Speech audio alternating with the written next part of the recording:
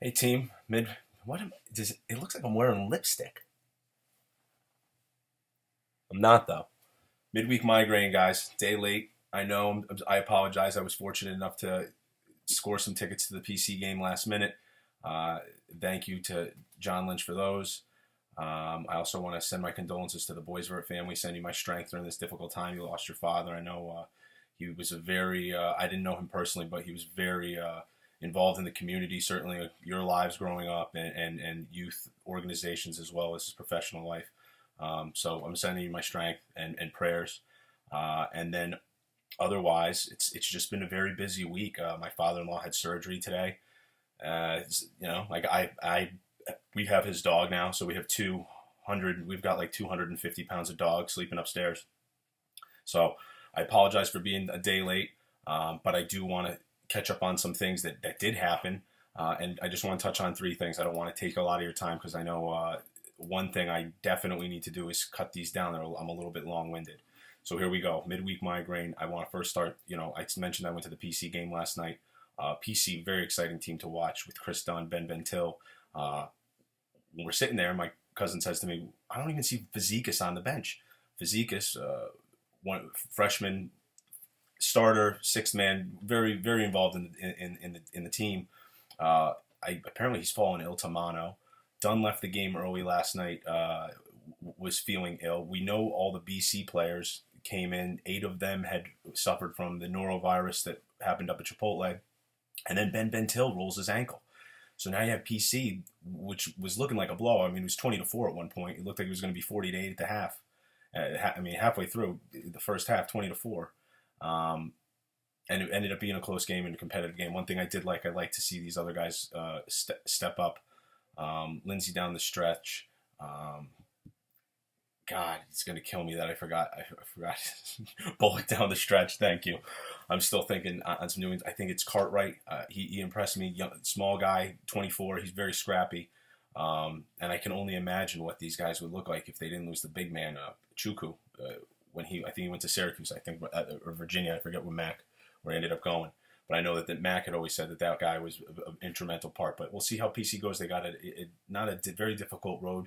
This is when you see if you can build up, just like the Patriots are kind of doing. Seems to see if you can get the role players to buy in a little bit more. But PC was great time last night. Great fun. Great city. Went to Harry's Burger Bar afterwards. Get a pint. Get some sliders. Just great energy. And the temperature was fantastic, so everybody's walking around. I do want to touch on the UConn game real quick. I'm not going to talk about UConn too much. This is what I'm going to have to say. They have to get better both individually and as a team. And what's very difficult during a season is to get better as an individual. I'm not saying 1 or 2 players can't, but to collectively have 5, 6 guys get better individually and then also as a team to work together. It's a very difficult task to do. They do have some talent. They looked timid at times, but we'll get to that. It's very early in the season. One thing I can tell you is I was very, very impressed with Maryland. This Trimble kid, unbelievable. I mean, just control of the game. Really seems to have a grasp on the flow, on the play calls, on running the offense, on getting to the hoop when he needs to get to the hoop. I mean, UConn goes on a run. He knows he needs to take a drive to the bat. He was just very, very impressive as I believe a sophomore. I know he played with Maryland last year. One guy that didn't play with Maryland that these guys could be unstoppable. They got Suleiman from Duke. The guy played like 90 games for Duke, and now he's on Maryland. I know that they have the 5th-year thing. It's odd to me. It's just so many guys are doing this now. And I mean, here's a guy of significant value and talent level coming to Maryland, a squad that's already sound. I mean, you guys know they're a top 5 team. Maryland looked really good. So that's my NCAA. On to the NFL. NFL. I'm kind of back. I hit my stride. I think we're doing pretty good. We're just going to run down the schedule. Last week, I believe I went 3-2-1 against the spread and 4-2 straight up. So a little bit of recovery from November. So we're moving in the right direction. With that said, the Bills and the Eagles play this week. 2 games that have playoff implications. You know the Eagles are part of that NFC least, where it's just a race to the bottom to see who can be at the top. And, Washington 5-7 Giants as well. So that Eagles 5-7. Bills 6-6. It's at Philly. Sean McCoy coming to town. I do like Buffalo. Here. Titans Jets. It's a must-win for the Jets. Mariota, unbelievable last week. An 87-yard touchdown run, put up 42 points on the offense. Yes, it was playing Jacksonville, but very exciting game between him and Bortles, really going back and forth, really showing you the future of this league. If the Jets are going to choke, it's going to be in front of their home fans. And that's what scares me. Because we've seen this before where they have these opportunities to close it out. I like what Brandon Marshall said when I saw him on, I think it was Showtime this week or Inside the NFL, wherever the heck it is. But he said we just have to focus on Tennessee and beat Tennessee. It's one game at a time. And that's how it is for all these teams. Not only the Jets, you got the Bengals and the Steelers. I can't wait for this one. And it doesn't get easier for either of these teams. They both see Denver down the road. The Steelers see Denver next week. So the Steelers, imagine the Jets win, the Steelers lose. Now the Steelers have to play Denver, granted at home. It's just, you got to win these games, every game, every week. It's so crucial down the stretch here. So you have the Steelers and Bengals. I can't wait to see that one. The Steelers over the last 4 weeks, the best offense. The Bengals, one of the best teams in the AFC. So that should be a great showdown. Then you have Indy, Jacksonville. I know that people are saying, why is this important? Jacksonville seems to be out of it. They didn't win last week. Indy didn't win last week. They got blown out. But Indy's in first place. Indy, Houston. It's very crucial here. Indy, Houston. So if Jacksonville beats Indy, it really makes that Patriot game in the evening interesting. Because if Houston does win against the Patriots and Indy loses, they'll be in first place. So that Jacksonville-Indy game, and I got to tell you, I love Jacksonville. I love Jacksonville, and I think it puts a little bit of interest in that 8:30 game, even though I think the Pats will pull it out, especially if Watt is injured. I mean, they're saying a broken hand. We saw how ineffective JPP was at times with that broken hand. He couldn't grab onto the quarterback with that stump. I'm just saying. It was clear as day in the slow-mo. Then you have Carolina hosting Atlanta. Can they stay unbeaten, keep winning? I think they can. Seattle and Baltimore, a must-win for Seattle, and the reason I say that because Tampa's right behind them. They could flip-flop here. You got Minnesota and Arizona on in the background as we speak. That game, 20-13 in the fourth. Arizona's seem to be matriculating, but I'll tell you, a lot of fight in Minnesota. They know it's not going to be easy. I like Zimmer's every week. These are the guys that down the stretch make a difference. Like his team's saying, players are saying, "Oh, he's not satisfied unless we win the Super Bowl." And why wouldn't you be? That's how you should win. That's how you create a winner, when you set the bar very high. So. Great week in the NFL.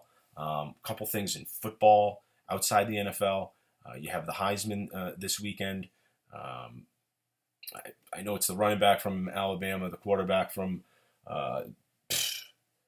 Clemson, and I got to tell you, I'm not really that interested. Once Notre Dame lost to Clemson, I'm kind of out of it. I certainly don't follow Penn State the way I used to. College football is just it's just a lot going on for me, man. It's hard to love every sport the way I used to. But it should be a great thing. I got to tell you, one thing I'm real excited about Saturday, Army-Navy. Go. It's the only game where both teams will actually die for the other guy on the field, on the other team. It's a beautiful thing, Army-Navy. Check it out if you haven't. Navy's 21 in the country, 9-2. I thought their quarterback was going to be up for the Heisman. His name escapes me. Like I said, I'm not as focused, but check out that for college football. And then basketball, I just want to say this. Steph Curry has 119 three-pointers. They have 23 wins, I believe. They're in the middle of a road trip. They got the Celtics on Friday and Milwaukee on Saturday. I think the Celtics are going to beat them on Friday. They're due to lose. I mean, they can maybe win 30. Why not? But you're in the middle of a road trip. I mean, if the Celtics play them tough, maybe Milwaukee knocks them off.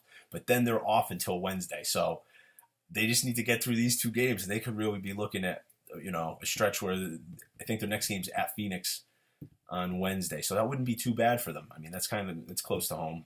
Not that far anyway in terms of coasts. So watch out for Golden State.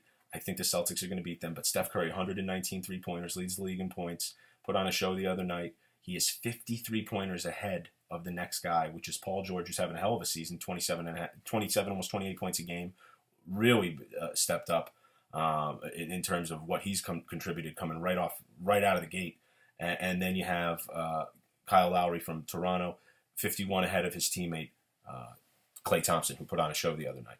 And then other than that, I just want to say it's upsetting to me. I think we all need to be a little bit more positive when we go at each other on social media. And I'm not saying it just for whether you're thinking I'm talking about the presidential election or the terrorist situation or the war situation, whatever it is, I feel like we're so quick to attack, and so much so that the reason I'm touching on this is LeBron James this week signed a lifetime deal with Nike. We already knew that he had a huge deal coming out of college, but he signs a lifetime deal. Now, I am a LeBron fan. However, I would totally root against him if he's playing the Knicks, just like I did Jordan. I loved Jordan, but when he played my Knicks, I'm a Knicks fan. So I rooted against LeBron when he was on Miami, when I thought we could maybe take him out and we got swept. It was a disaster. But I root for LeBron. But I like all these guys. I like Curry. I like Harden. You like the guys that are loyal, the Kobe's. The guys that have the dedication that you see, the improvements year after year. How can you not like them? So LeBron signs this lifetime contract. So he's going to have LeBron gear and all that stuff. Like he already pretty much does. But it's going to be to basically him and Jordan are lifetime guys. And it's quite an accomplishment. It's certainly not something that I thought would happen during his NBA career. I thought that's something a little bit later on, but clearly they're capitalizing on this. So I go to check out, the news on it. So it's, it comes across my feed, my Twitter. I'm blown away by the amount of hate that people have for just everyone, friends, people they don't know, celebrities they don't know, people that work so hard. So please be good to each other. It's the holiday season, for crying out loud. Try to pay a compliment to one person every day. It feels a lot better to give out sugar than spoil everybody with vinegar. So God bless you. Thank you for watching, and we'll see you on Sunday with the Pick'ems. It should be a fun time. I cut it down to 11 minutes. It's the best I can do. We'll see if we can do the Pick'ems in 6 this week. Good luck. We'll see you out there. Good times. Thank you.